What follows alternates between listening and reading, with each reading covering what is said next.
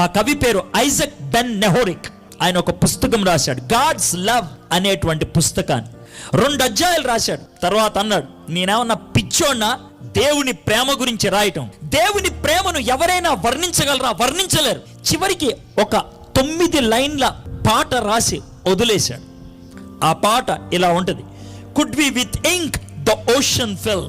సముద్రంలో ఉన్న నీళ్ళన్నీ సిరాగా మారితే, ఆకాశమే ఒక కాగితంగా మారితే, భూమి మీద ఉన్న ప్రతి చెట్టు కొమ్మ ఒక కలమైతే, జీవిస్తున్న ప్రతి మనిషి ఒక కవి అయితే, దేవుని ప్రేమ గురించి రాస్తూ ఉండేవాడైతే, కొంతకాలానికి సముద్రం ఎండిపోద్ది, కాగితం నిండిపోద్ది, కొమ్మలు అరిగిపోతాయి, మానవుడు కృషించిపోతాడు.